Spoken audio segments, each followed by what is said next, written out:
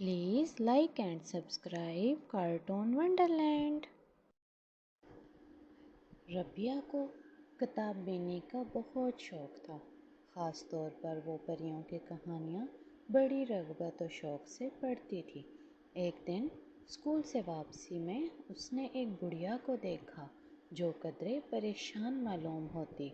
जब रबिया ने उससे अहवाल पूछा तो उन्होंने बताया कि कुछ ख़ास मोती यहाँ गिर गए हैं जो सफ़ेद रंग के हैं और तादाद में 11 हैं।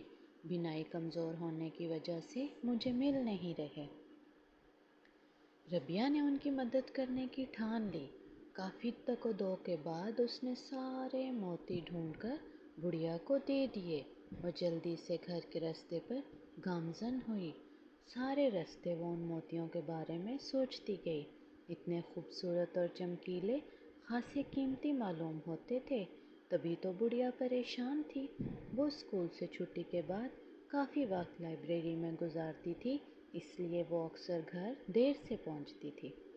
रात के खाने के बाद थोड़ी देर घर की छत पर टहलना इसका मामूल था।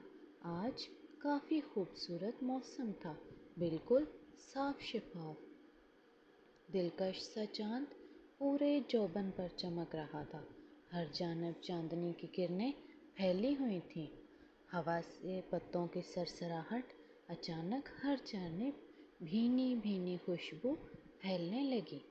दूर से एक रोशनी का प्याला करीब आने लगा। आहिस्ता आहिस्ता रोशनी तेज़ हो गई। मंजर साफ होता रहा। उसकी उड़ान कुछ तितली की मानिंद थी। भलाखिर वो करीब आ गई।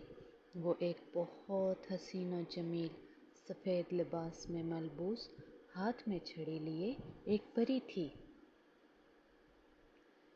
परी ने उससे बताया कि स्कूल के बाद जिस बुढ़िया की उसने मदद की थी, असल में वो मैं थी।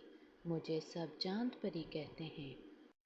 असल में जो मोती तुमने मुझे ढूंढ कर दिए थे वो मेरी छड़ी के थे, जो शैतानी कुव्वतों से लड़ते हुए टूट गई थी।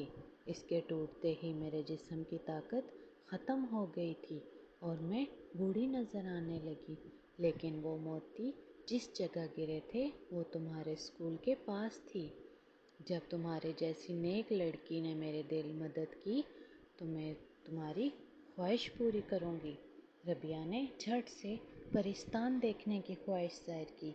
परी ने रबिया का हाथ पकड़ा और छड़ी घुमाई तो फौरन परिस्तान के दरवाजे पर पहुंच गई, जो बादलों और ओस से ढका हुआ था। वो अंदर दाखिल हुई। परिस्तान बहुत हसीन जगह थी। लाल, नीले नीले, सुनहरी, नारंगी और गुलाबी हर रंग के परों वाली परियां वहाँ मौजूद थीं। चांद परी की शान सबसे अलग थी। हर रंग के फूल, फूलों से लदी डालियाँ, हर रंग के फूल, फूलों से झुकी पहाड़ियाँ, हवा में रक्स करती परियां थीं। गुलो फूल की कलियां हर जानिब फितरत का रंग फैलाए हुए थीं। इसके साथ ही चांद परी ने एक शानदार दावत का इंतज़ाम किया, जिसमें सब परियां मदऊ थीं। खाने में शहद, अनवाए इकसाम के फल और मिठाइयाँ थीं।